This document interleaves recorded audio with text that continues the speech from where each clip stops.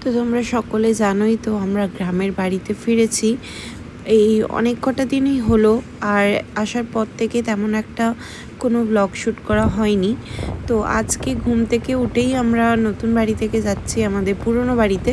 তো দূরত্বটা অনেকটাই, গাড়ি নিয়ে যেতে হচ্ছে, হেঁটে গেলে অনেকক্ষণ লাগবে। আর এই গরমে হেঁটে যাওয়া মানে একদমই মানে কি বলবো, প্রচুর গরম দেশে।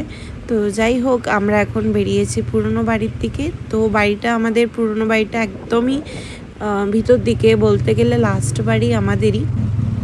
তো এখন সকাল 10টা মতন বাজে।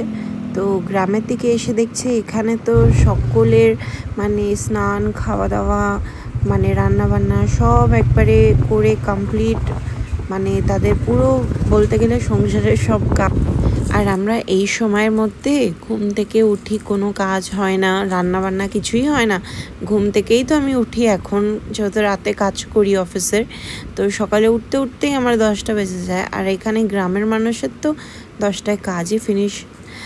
আর এটা হচ্ছে আমাদের বাড়ির আম গাছ। এই আম গাছটা অনেক পুরনো আর প্রচুর আম ধরে। আর সেমন বৃষ্টি বা ঝড় দিলে সেমন অনেক আম পড়ে নষ্টও হয়ে যায়।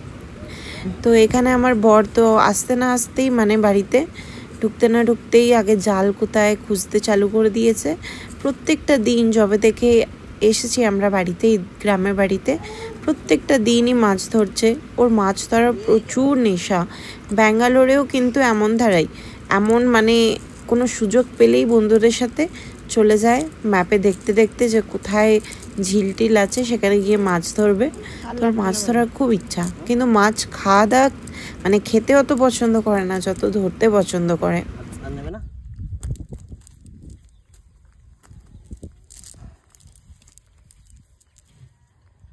বাটা মাছ চলো তাহলে একটা মারবো, একবার মারো।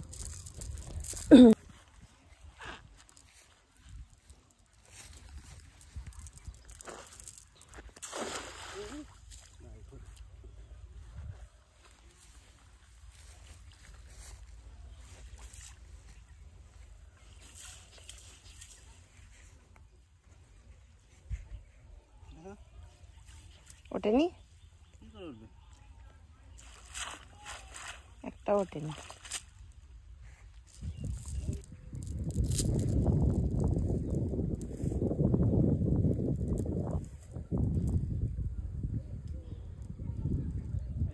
হ্যাঁ ভালো, রাইট সাইড থেকে তো ভালো না গো,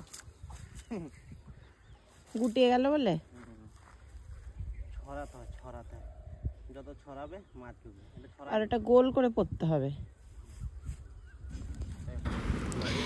তো চলো, মাছ তো দেখলে কেমন ধরলো।